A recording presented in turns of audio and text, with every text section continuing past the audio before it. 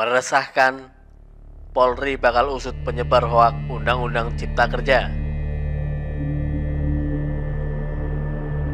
Dikutip dari rmol.id, Kepolisian Negara Republik Indonesia (Polri) bakal melakukan pengusutan terhadap meme hoaks berisi poin dalam Undang-Undang Cipta Kerja yang banyak beredar di sosial media. Kadif Humas Polri Irjen Argo Yuwono menyampaikan, Polri menduga aksi-aksi penolakan dari buruh dan mahasiswa dilatar belakangi hoaks tersebut. Pasti akan kami usut karena itu bisa memperkeruh keadaan, kata Argo kepada wartawan Rabu 7 Oktober 2020. Sebelumnya, sejumlah meme hoaks terkait poin dalam Undang-Undang Cipta Kerja, upah minimum provinsi atau UMP, upah minimum kabupaten UMK, upah minimum sektoral provinsi UMSP dihapus. Padahal dalam ketentuan pasal 88C bab 4 UMP, UMK, dan UMSP tetap ada yang ditetapkan oleh pemerintah provinsi dan kabupaten atau kota. Lalu upah buruh dihitung per jam, namun faktanya di dalam draft Undang-Undang Cipta Kerja tidak ada ketentuan tersebut. Kemudian hilangnya pesangon, tapi pada faktanya dalam bab 4 pasal 156 sangat detail mengatur tentang pesangon. Hal lain yang juga hoaks adalah perusahaan dapat melakukan PHK kapan saja, padahal perusahaan dilarang melakukan PHK kepada pekerja atau buruh dengan alasan berhalangan masuk kerja karena sakit menurut keterangan dokter selama waktu tidak melampaui 12 bulan secara terus-menerus. Sementara itu, dikutip dari fajar.co.id, beredar sederet hoaks terkait Undang-Undang Cipta Kerja. Ini jawaban pemerintah. Sejumlah hoaks beredar terkait Undang-Undang Omnibus Law. Hal itu memicu kegusaran publik. Menko Perekonomian Airlangga Hartarto pun menjawab sederet informasi keliru yang begitu ramai tersebut. Airlangga Hartarto menyatakan bahwa banyak hoaks yang beredar di tengah masyarakat terkait isu klaster ketenagakerjaan dalam Undang-Undang Cipta Kerja.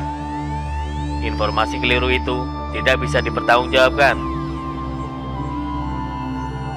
Kami meminta masyarakat tidak mudah percaya dengan hoaks yang sudah banyak beredar terkait Undang-Undang Cipta Kerja, ujar Airlangga dalam konferensi pers secara virtual di Jakarta Rabu 7 Oktober 2020. Adapun informasi keliru yang beredar terkait Undang-Undang Cipta Kerja, yakni banyaknya hak-hak pekerja yang dihapuskan. Di antaranya upah minimum, pesangon bagi yang terkena pemutusan hubungan kerja atau PHK, cuti haid, cuti melahirkan, dan jam kerja para buruh, dan status kekaryawanan sebagai pegawai kontrak seumur hidup, serta bakal banyaknya tenaga kerja asing atau TKA yang masuk ke Indonesia secara bebas. Airlangga menegaskan bahwa para pekerja mendapatkan kepastian pembayaran pesangon dan mendapat tambahan jaminan kehilangan pekerjaan atau JKP. Selain itu, di dalam Undang-Undang Cipta Kerja tertera manfaat lain bagi para pekerja yang terkena PHK, yakni peningkatan kompetensi atau upskilling, serta akses pada kesempatan kerja yang baru. Airlangga mengatakan mengenai waktu kerja, istirahat jam kerja, dan istirahat minggu tetap seperti undang-undang lama di pasal 77 dan 79.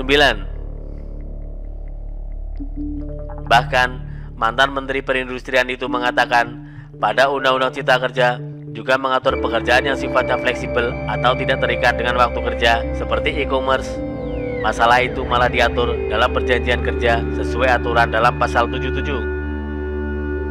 Kami tegaskan bahwa pengusaha wajib memberikan cuti dan waktu istirahat, waktu ibadah, cuti haid, cuti melahirkan, waktu menyusui.